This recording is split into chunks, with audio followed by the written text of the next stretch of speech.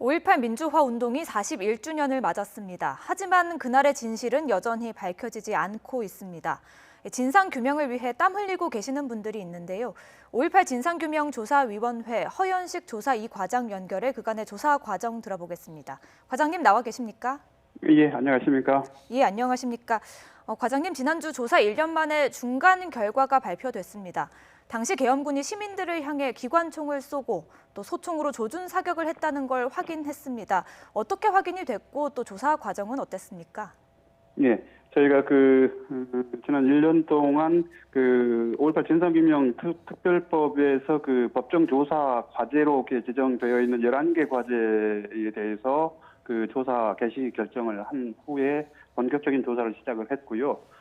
그동안 저희 조사관들이 약 한 1,400여 명의 당시 계엄군으로 광주에 투입되었던 장 사병들을 대상으로 접촉을 시도를 했고, 그 중에서 약 한 200여 명의 유의미한 진술을 전부 확보를 할 수 있었습니다. 그래서 그 가운데서 5.18 당시 5월 20일 날 광주역에서 발포했던 발포 상황이라든가, 그 다음에 5월 21일 날 도청 앞에서 집단 발포가 이루어질 때 그 현장에서 집단 발포뿐만 아니라 조준경을 부착한 M16으로 저격수들이 건물 옥상에 배치돼서 시민들을 대상으로 조준 사살을 했다라고 하는 사실 등을 이번 조사 과정을 통해서 확인할 수 있었습니다. 예. 민간인 학살도 18건이 추가로 확인이 됐는데요. 좀 충격적인 건 신혼부부가 타고 있는 차량을 저격하기도 했다고요. 예, 그렇습니다. 그 장소는 이제 광주교도소 부근인데요. 광주교도소는 사실 교도소 시설도 시설이지만 광주에서 담양과 순천 쪽으로 나가는 이렇게 나들목에 위치해 있습니다. 그래서 이곳을 이렇게 지나던 시민들이 많이 이제 희생이 됐는데, 고속도로를 이렇게 지나가던 신혼부부를 집중 사격해서 사살한 것을 비롯해서 그 현장에서 최소 13건의 차량에 대한 집중적인 사격, 그 다음에 민간인들에 대한 사살, M1 소총을 이용한 저격병들도 운용이 된 것으로 확인이 됐고요. 예. 여기뿐만 아니라 송암동이라고 하는 지역이 있는데, 여기는 광주와 목포로 오가는 나들목인데요. 이쪽에서는 계엄군끼리 5인 사격을 하고 나서 보복살인이 이제 지역의 민가를 이렇게 수색하는 과정에서 발생을 했습니다. 이 과정에서 4살짜리 어린 아이에서부터 60세에 이르는 할머니까지 이렇게 많은 사살 행위들이 있었습니다. 예, 아이, 노인 가리지 않고 희생이 됐는데요. 앞서 당시 투입됐던 계엄군 가운데 한 200여 명의 증언을 확보했다고 이야기해 주셨는데요. 좀 증언을 확보하기까지 어려움은 없었습니까? 예, 우선 저희들이 이제 1,400여 명의 계엄군들을 접촉을 시도를 했고, 그 중에서 이제 약 200여 명의 유의미한 진술을 이렇게 해 주었다고 말씀을 드렸는데, 200여 명 안에서 200여 명 중에서는 51명의 계엄군들이 당시 계엄군에 의해서 사살된 민간인들의 시체를 감회장했거나 또는 지시했거나 감회장을 직접 실행하거나 그 현장을 목격했다라고 하는 증언을 복수로 확보를 했고요. 전수조사, 이거를 저희는 이제 방문 전수조사라고 이야기를 하고 있는데, 이 과정에서 가장 어려운 점은 이분들을 한두 번 만난다고 해서 이렇게 의미 있는 증언이 확보되는 것은 아닙니다. 예. 그래서 서너 차례 이상 되풀이해서 방문하고 간곡한 요청을 해야 비로소 이제 진실의 입을 이렇게 열어주고 있는데요.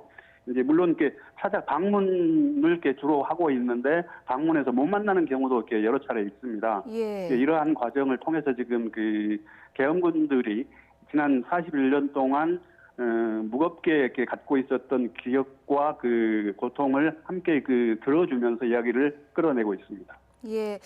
참 어려운 과정을 겪으셨던 것 같습니다. 그리고 5.18과 관련해서는 또 이제 북한군 개입설이 보수 언론이나 보수 인사들을 통해서 좀 꾸준히 제기돼 왔는데요. 여기에서도 좀 의미 있는 진술을 확보하셨다고 들었습니다.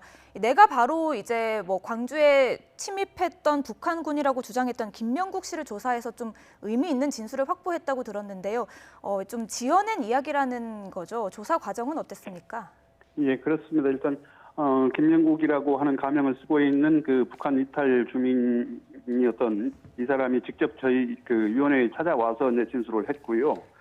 그 북한 특수군으로 광주에 왔었다라고 하는 자신의 이야기는 그 지인들과의 차석에서 허위로 한 이야기였는데 이 이야기가 이렇게 오랫동안 그 일정한 외국 세력들에게 활용될 줄은 몰랐다라고 하는 것이 본인의 진술이고요. 예. 그래서 이와 같은 사실을 보다 이렇게 정확하게 확인하기 위해서 저희가 국가정보원과 국방부로부터 그 제공받은 자료를 통해서 이 사실을 정확하게 그 추가 확인을 하고 있고 또 다른 북한 이탈 주민들을 추가로 더 이렇게 조사를 해서 이 부분에 관한 최종 보고서를 조만간 발표를 할 예정입니다. 예.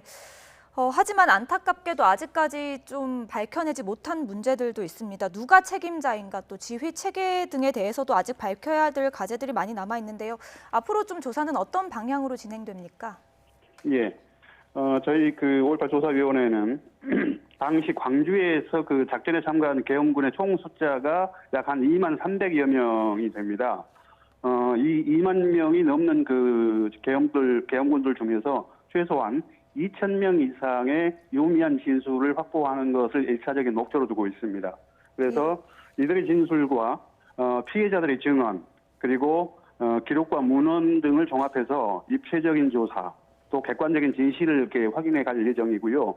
그 현재 진행 중인 발포 책임, 그다음에 지휘체계 이원화, 행방불명자들의 소재를 확인하고 실종된 시신을 사후에 처리했을 것으로 보이는 그 사체 처리반 운용 등에 대해서 조사를 진행을 하고 있고 앞으로 다시 그 추가로 그 왜곡과 조작, 그다음에 성폭력, 그다음에 계엄군과 경찰들의 피해 상황도 함께 조사를 할 예정으로 있습니다. 예.